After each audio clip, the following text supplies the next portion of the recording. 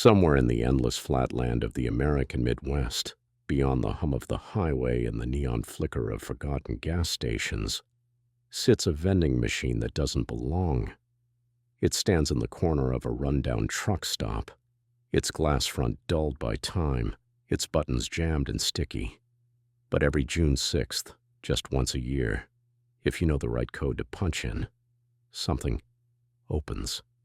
Not a door. Not exactly. A shimmer. A fracture. A glimpse into a life that could have been yours, or one that never should. They say if you stare too long, you'll see a better version of yourself staring back. And if you're unlucky enough, they might want to stay. This is the story of Elena Vasquez, a long-haul trucker with too many regrets and just enough curiosity to press 6, then 6, and answer the machine when it whispered back. Elena Vasquez pulled into the truck stop just after midnight, June 6th. She didn't think much of the date, only that the rain had started to come in sideways and her rig was 200 miles behind schedule. The lot was quiet save for a couple of idling semis and a neon sign buzzing like a dying insect. Inside, the place looked like time forgot it. Flickering fluorescents, peeling soda decals, a single-board cashier flipping through a magazine. Elena wandered toward the vending machine, drawn not by hunger, but something she couldn't name.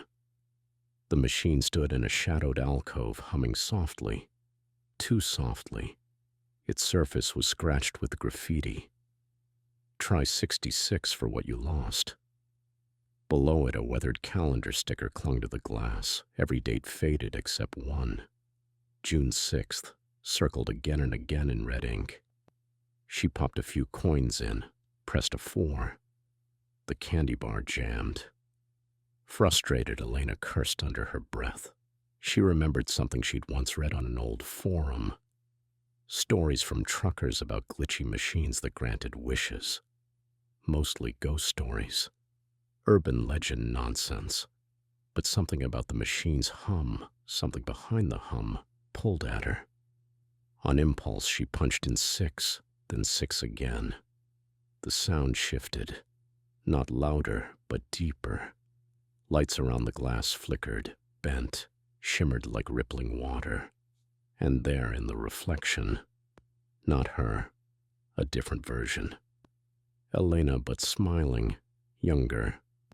In a warm kitchen, arms wrapped around a girl, her daughter, laughing, whole, happy. The vision held her. When she touched the glass, her fingers sank through the surface. She yanked her hand back in shock, but the hum had changed. It spoke now, not in words, but feelings. Regret. Longing, and maybe invitation. Behind her, the storm thickened. Thunder echoed like distant memories returning. Elena shook it off, grabbed a crushed snack and turned to leave. But the vending alcove was darker now. Her phone buzzed. June 6th. A second notification. 1:06 a.m. severe weather alert. She looked back at the machine. The reflection was still there. Still smiling, still waiting. The storm didn't let up. By 2 a.m., Elena knew she wasn't leaving that stop. Sleep wouldn't come. Not with her nerves frayed and her mind replaying that image, that other her. So she did what every trucker with too many miles and not enough closure does. She wandered back to the machine. The calendar sticker was gone, but the graffiti remained, clearer now, almost fresh. Try 66 for what you lost. This time she didn't hesitate. Her fingers hovered over the keypad. 6th. The lights dimmed around her. Not just in the alcove. Everywhere. The glass warped again. Vision swam across it. One showed her standing on a gallery stage, paintings behind her. Her daughter beaming from the front row. Another. Elena in a hospital bed. Pale, eyes hollowed by addiction. A nurse closes the curtain on her lifeless stare. Each glimpse was a life she could have lived, or could still. The machine whispered, not with sound, but feeling. Come see what you could have had. Elena leaned closer. Her breath fogged the glass. Behind her, the CB radio crackled to life. A girl's voice came through. "Mom?" She spun around. Silence. Then laughter. Two bikers down the hall, one fumbling with a soda. Elena watched as he punched random buttons. The machine flickered. He disappeared. In his place stood a man with the same jacket, but confusion in his eyes. He looked around like he'd never been there before. Didn't recognize his friends. Didn't know who he was. Elena backed away. The machine was leaking. Bleeds. That's what the old man in the booth called them. He'd seen it back in '66. A wreck right outside. Pile-up of rigs, one of them carrying classified tech no one ever claimed. A prototype vending machine. That's what he said. Experimental. Occult-adjacent. Quantum-linked. Whatever it was, he said it never should have powered back on. And yet here it was. Still humming. Still feeding. Elena's grip on reality thinned. She stopped seeing her reflection in windows. The radio kept calling her name. And in the mirror above the bathroom sink, she was almost gone. Then, she pulled herself through. Or rather, a version of her did. The figure stepped from the portal, identical in every way, except the eyes. Harder. Colder. This Elena had killed. Had run cons. Had lived with no guilt. And now she was here. Sabotaging rigs. Mimicking Elena to drive her out. Reality warped further. Time looped, briefly, but enough. Elena passed herself once in the hall. The cashier never looked up. Alternate versions bled into the stop. Truckers missing years. Daughters looking for mothers who never existed. The machine wanted Elena to break. It wanted her to surrender. And deep down, part of her wanted to say yes. Just one more look. Just one more what if.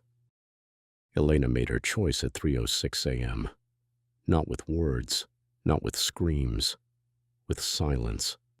She stood before the machine, figure hovering over the keypad, and stared into the life she'd never lived. A version of her in Paris, a version in prison, a version already buried. One had a child, one had peace, one had power. The reflections moved independently now, watching her, waiting. The keypad blinked. 6th. A final tone echoed out, low and slow, like a bell tolling for something long dead. The glass didn't shimmer this time. It shattered. Not with a crash, but with a whisper. The machine split open like a curtain, and she stepped through. And then, the machine was just a machine. The lights returned. The rain stopped. The sun began to rise over Flat County, and no one remembered her name. Elena Vasquez ceased to appear on manifests. Her rig was found 48 hours later on the side of I-75. Engine still warm, no sign of a driver. The cashier claims he never saw her, but someone keeps restocking the vending machine. Someone keeps reapplying the sticker. And every June 6th, a new name shows up on the screen. Thank you, Elena. The code still works. 6th. 6th.